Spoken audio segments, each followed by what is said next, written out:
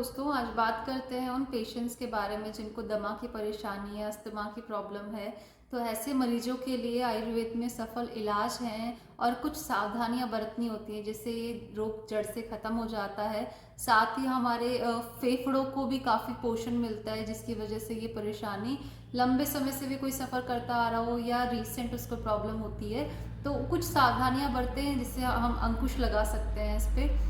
आयुर्वेद के अनुसार जो हमारी दमा की परेशानी है ये एक फेफड़ों से जुड़ी हुई श्वास की नली है जिसमें सिकुड़न की वजह से रोगी को अधिक से अधिक खांसी या बलगम की परेशानी रहती है, ना निकलने के कारण भी परेशान रहता है।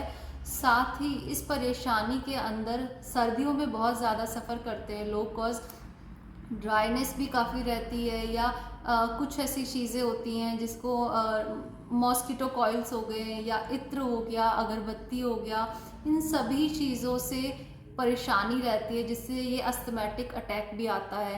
तो अस्थमा के लिए सबसे अच्छा इलाज है पीपल के पत्ते। पीपल के पत्ते आप कहीं से भी पेड़ लगा है लेके आए, अधिक से अधिक मात्रा में उसको लेके सुखाने के बाद उसे मिक्सी में पीस कर आधा चम्मच सुबह खाली पेट 1 चम्मच शहद के साथ में उसको चाटना है। सुबह खाली पेट और रात को सोते समय दिन में 2 बार इसको करेंगे। विद इन 15 डेज बहुत अच्छे रिजल्ट्स मिलेंगे और आपको इस बीमारी से निजात जल्दी मिलेगी।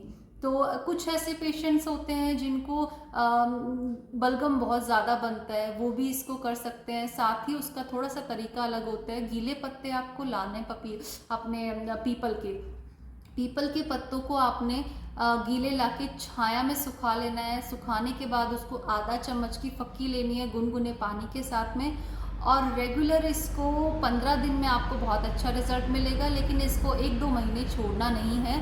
अगर 15 दिन में आपको बहुत अच्छे रिजल्ट मिल रहे हैं तो 1 मंथ भी कर सकते हैं आप। जितना जल्दी आप इसको रेगुलर करेंगे उसको बहुत अच्छे इसके फायदे हैं। अवश्य करें और सभी को बताएं। धन्यवाद।